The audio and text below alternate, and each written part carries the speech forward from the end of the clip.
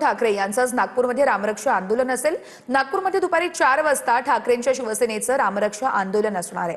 नागपुरातील मंदिर परिसर, राम मंदिर परिसर आहे, त्या ठिकाणी ठाकरेंचं रामरक्षा आंदोलन असेल। राम मंदिरातल्या दानचोरी विरोधात ठाकरेंचं हे आंदोलन असणार आहे। उद्धव ठाकरे आणि आदित्य ठाकरे आज नागपुरात असतील। मुंबईनंतर नागपूरमध्ये ठाकरेंचं राम मंदिर परिसरामध्ये हे आंदोलन असणार आहे। राम मंदिरातल्या दानचोरी विरोधात हे आंदोलन असेल। ही 3 दृश्य आपण बघतोय। ठाकरेंचं नागपूरमध्ये आंदोलन असेल।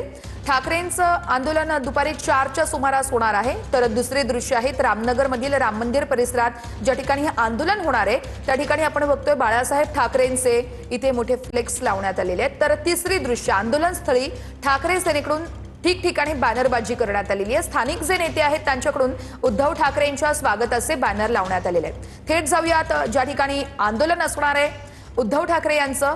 आमचे प्रतिनिधी गजानन उमाटे आपल्याला या संदर्भातले अपडेट्स देत आहेत। तर गजानन, दुपारी 4च्या सुमारास हे आंदोलन असणार आहे आणि त्याच आधी ठाकरे सेनेकडून बॅनरबाजी करण्यात आल्याचं आपण बघतोय। नेमकं कशा प्रकारे हे नियोजन असणार आहे?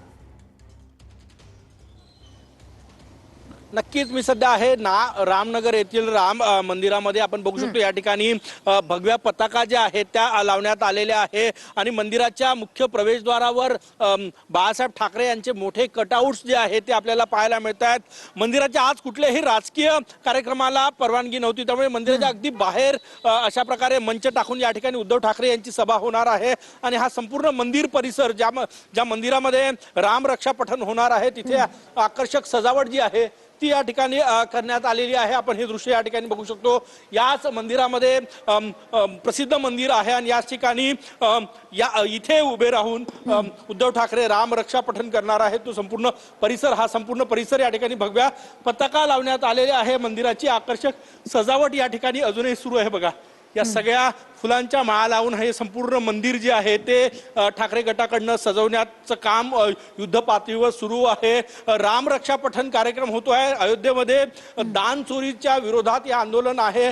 यापूर्वीच मंदिराचे अध्यक्ष रवी वाघमार यांनी स्पष्ट केलं होतं की इथे राजकीय कुठल्याही घोषणाबाजी किंवा राजकीय कार्यक्रम नको, रामरक्षा पठण जो आहे ते केलं जाईल। तर त्यामुळे इथे फक्त रामरक्षा पठण होणार आहे।